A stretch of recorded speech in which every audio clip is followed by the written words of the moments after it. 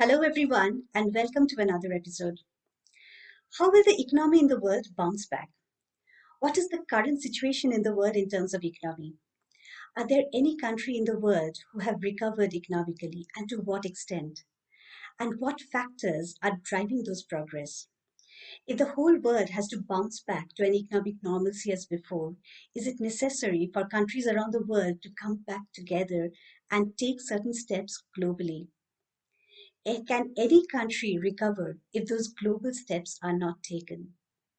To understand this, let us take a look at certain facts and the opinions of some of the reputed institutions and think tanks. Let us take a look at which countries have shown an economic growth in the first quarter of 2021 compared to the first quarter of 2020.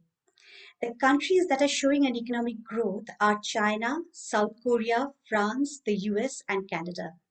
China's economic progress has actually skyrocketed, as we can see from this graph. China's export based economy made a huge progress during the lockdowns in the Western countries. Chinese export to the US reached an all time record high by the end of 2020, despite huge tariffs imposed by the US in that year. In South Korea, the success has happened because the country has kept lockdown restrictions to a minimum, and yet the virus spread has been very low. This was possible because the country has imposed a very efficient testing and digital contact tracing everywhere. South Korea also implemented a tailored treatment of COVID to individuals according to their severity. South Korean government also budgeted a huge financial spend for COVID, also called as the fiscal stimulus, of around 240 billion USD. This money was used to financially help unemployed workers and create a massive availability of loans countrywide. The US economy initially shrank terribly in 2020. However, from the beginning of 2021, the US economy saw a huge surge.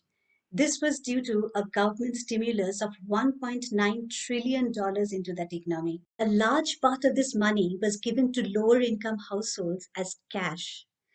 This created a massive increase in consumer spending. The spending in the country jumped by 10.7%.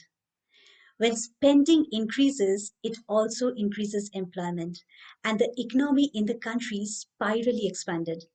According to IMF, this huge US stimulus has also contributed to the economic revival of Canada.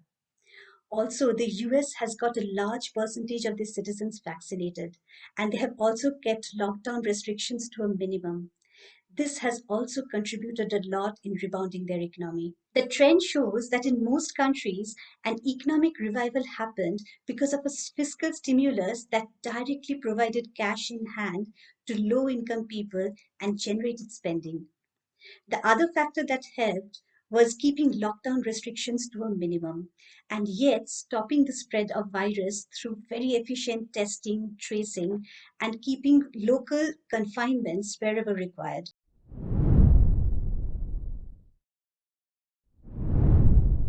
In 2020, most sectors saw a huge drop in sales compared to the same quarters in 2019. However, from the second quarter of 2020, the sectors that showed a steady growth other than healthcare is digital technology and telecommunications. These two sectors are likely to grow. In 2020, small and medium scale industries hugely increased the use of digital tools and technologies. Small and medium scale industries had historically lagged behind larger companies in adopting digital tools, and that gap is closing now.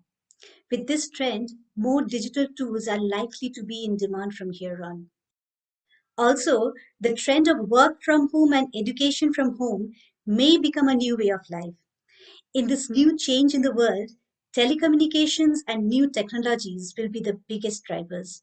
The industries that saw the greatest decline in sales from 2020 was in the energy sector. This was partly because electricity demands drastically came down due to lockdowns, and partly because demand for oil fell throughout the world as transports hugely reduced. This actually had an unexpected positive effect.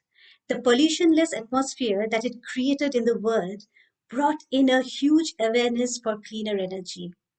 In the first half of 2020, around 21 large companies joined the pledge to use 100% renewable energy. Energy usage continues to remain in a decline now. This year, the employment in the energy sector is again on the rise in the US, with a higher pay for energy workers. However, in this rise, there is a 22% job growth in renewable energy. Also, jobs in the coal industry dropped by 18%. However, jobs in petroleum and gas has jumped up by 9%. Though it cannot be fully predicted yet, but many experts believe that clean energy is becoming a new focus in the economic recovery after the pandemic. No economy will fully recover unless economies in other parts of the world recover.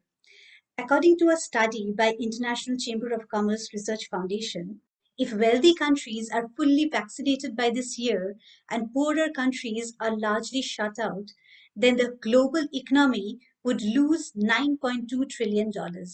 In the scenario that developing countries vaccinate half their population, the world economy would still have a loss of up to 3.8 trillion US dollars. If people in developing countries remain out of work by lockdown, their spend would be hugely reduced. As a result, exports from North America, Europe, and Asia would suffer major losses.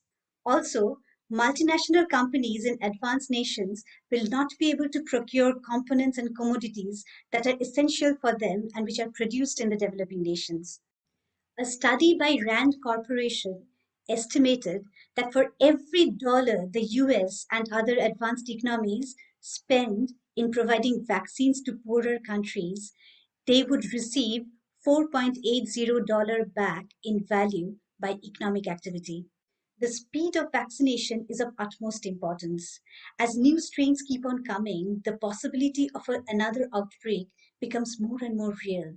If another outbreak happens, then the economic decline in the world will prolong and can become even more disastrous. In the G7 summit held in June 2021, the advanced nations committed to donate 1.8 billion vaccine doses to poorer countries by 2022.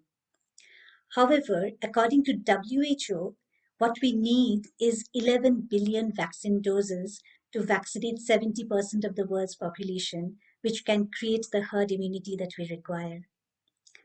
Therefore, the donations that have been committed so far are way less than what can end the pandemic. To make quicker vaccinations possible in developing countries, many experts have advised that richer and powerful countries should come together and take the following steps. One, enable developing countries to manufacture their own vaccines. Two, give legal assistance to poorer countries so that they can acquire vaccines from larger pharma companies. Three, provide technical assistance and logistical support to make vaccinations possible quickly to remote areas of developing countries. And four, donate excess stockpiled vaccines in their own countries to developing countries quickly.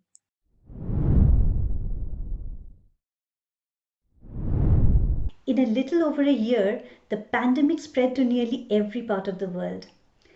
It is likely that in future more such pandemics can come up. The devastation that we saw through COVID merits that the world should treat preparedness to pandemics as seriously as military operations. The Tony Blair Institute for Global Change recommends that military level hardwares and softwares should be used to spot developments of pandemic like virus anywhere. It is actually a military grade alertness, response, and funding that might be required now to stop loss of lives through disease. Also, a global data sharing will be crucial to create vaccines faster. In March 2020, the World Economic Forum had recommended a worldwide free public healthcare system with free testing and free treatment for everyone as a response to COVID. As the possibility of future pandemics remain a reality, the world would have to think about a free public healthcare for everyone at all times. As we saw in the case of COVID, the spread of a virus can be very quick and far reaching. Testing, tracking, and treatment quickly can hugely stop the spread of it. An investment to make this available, free, and accessible everywhere in the world would prevent a worldwide economic loss as well as worldwide loss of lives. International aid commitments should also be revisited so that additional funding is always kept handy for countries who are unable to purchase sufficient vaccine supplies. The reason for making these videos is because change is brought by ordinary citizens in the world, by ordinary citizens in countries and in local communities. Expert advice is not just meant for other experts in the world or just for political leaders. It is more valuable to people like us who are affected the most by the decision making. A positive impact can happen when more of us are aware of pertinent expert advice in the world. And we can make a change as entrepreneurs, as activists, as voters, or just as a normal helper in a society. Do let me know what you thought of this episode. A huge thank you to so many of you who have subscribed and now got the channel to a subscription of more than 500. Welcome to all of you who have subscribed and are new to this channel. And to all my viewers, please do share, please do give your comments. All of them are so valuable.